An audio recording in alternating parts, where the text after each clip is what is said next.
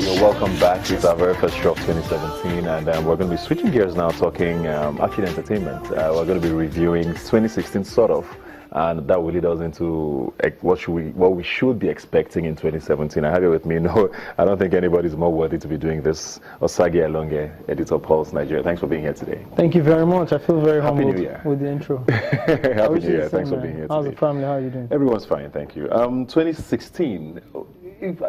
If any sector had a good year, probably was entertainment. I don't know if I'm saying that loosely, but I want to believe that with especially music and the movies. I want to start with Nollywood in particular. 2016 looks like it will be the year that everything has changed for that industry, with regards to appearances at film festivals, with regards to the sort of investments we're seeing now in movies, with the sort of attention movies are getting, and last but definitely not least, we're seeing money being made. I saw box office figures for 2016, and the top two movies were Nigerian movies. I don't know that has ever happened, and records were broken twice in 2016. How do you feel about Nollywood today? I am very, very happy about it. You know, we come from an era where we've always tried to, throw a lot of shade on Nigerian movies, and troll them and say the quality isn't good enough.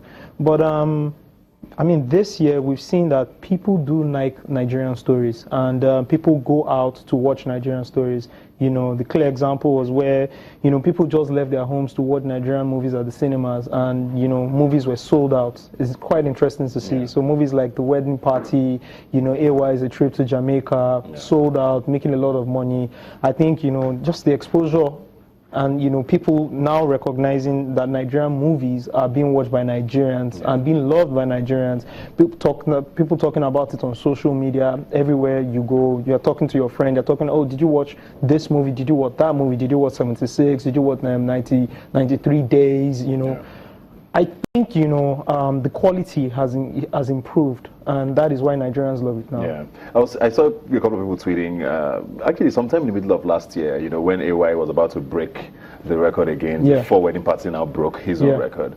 And there was this talk about, why is it always the comedies that seem to be doing that well? And you look at it, and it actually does make sense. Yeah, we live in a... Why you talk about 76 now, you talk about 93 Days. I mean, I looked at the top 10 the box office for last year for Nigeria. 93 Days didn't even make it, and it was such a great movie. 76 was at number 10. Such a great movie as well. 1 and 2 were comedies. What does that tell about us? And knowing, without throwing shade, the bandwagon effect that Nigerians have generally, not just in movies now, generally, does that mean 2017 might be the year where everybody becomes a comedian?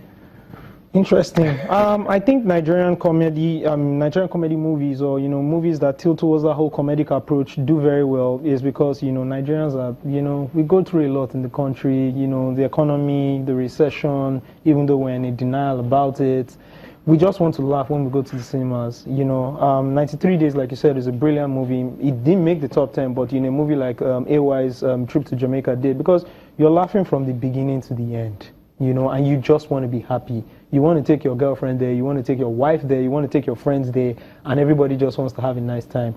I think when it comes to like thought-provoking movies, I think they'll do well. But for now, it's just like how comedians, sell out all the time. Most of the time they say the same jokes. But I can listen to an Alibaba or Agodai say the same joke 3 times at 3 different locations and laugh. So like I said, Nigerians are just jolly going people, and they want to laugh all the time. Bandwagon effect, obviously, yes, people are going to jump on it.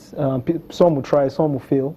We will laugh at those who fail, and those who try, we will say, hey, they've jumped on it and they're making their money off it. Who were standout performers for you last year in Hollywood? Adesoye Tomi, Seun Aje. I love the acting. Ramsey Noah and Rita Dominic in 76 was brilliant. I like. I even like Chidi Mokeme. I just wish they had given him more time, to play that role properly. Bimbo Akitola was, amazing in 93 Days. Somkele, I've forgotten her son name. Idanama. Yeah, she's a fantastic actress. She was also in The Wedding Party. Of course, Shola Shobowale was just brilliant. Everybody's hero, all of a You know, sudden. and even Banky W and Ikechukwu, you know, I think the wedding party. Ikechukwu was a big surprise for a lot of people. People didn't think he was going to pull it off that well. Yeah, I was talking to him the other day, and I said, you know, this contrasts with your kind of music. You've always played like the hard guy, and here you're just slapping easy. you all over the place. You know, so for me, I think the wedding party was my #1 movie. Even though I like 76 and 93 Days, those are my 3 best. Yeah. And why they actually tell Nigerian stories. And wedding party talks about, you know, classism. Everybody can relate. Social, you know, social status, ethnicity. 76, well, it's a true Nigerian story. 93 Days, a true Nigerian story. Great stuff. Are there movies you think shouldn't have come out last year? Did you see any movie or heard about a movie you're like, nah, that was just a... No. They're trying to be nice. No. So what are you expecting in 2017, though? From what, I mean, besides what you think will happen, what do you want to see in 2017? I want to see the numbers. I want to see where everybody's getting these numbers from. You know, we're saying, hey, everybody's smashing the box office, you know, these numbers, that numbers. How are these numbers being generated, you know, and how transparent is it? Because you have to be careful. Who's making what? We need to know. And how factual are these numbers? We need to question it. I'm not saying no numbers have been inflated or all that, but I'm saying, as a journalist, I want to, you know, have, you know, somewhere I can go and source these numbers for myself without being told how much is being made. And, you know, be able to put these numbers together and write a report to say, oh, this is how much was actually made in this year. Yeah. What happens is, you know, people now come out with their own numbers. And, you know, you have fantastic movie makers who don't want to do that, focus on their movies, and their numbers are what they are. And people say, well, the movie is not successful enough since you didn't hit those big numbers. Yeah. So it's really dangerous when you just throw numbers around. Let's be able to, you know, source these numbers properly. Yeah. I want to switch to music now, which I know you love a lot. You have your show where you dissect and quite stab a few people. Facts only. Facts only, yes. Nigerian music in 2016, like I said, it was quite a good year. Very good year. Very good year. Internationally, we're starting to crack the Billboard charts in America. Yeah. We have 2 people who charted again this week, from what I hear, Wizkid and Runtown. Yeah. It's suddenly going to be a norm. Now, it was the exception before. It's starting. This is the 3rd time we're having a Nigerian artist on the music charts.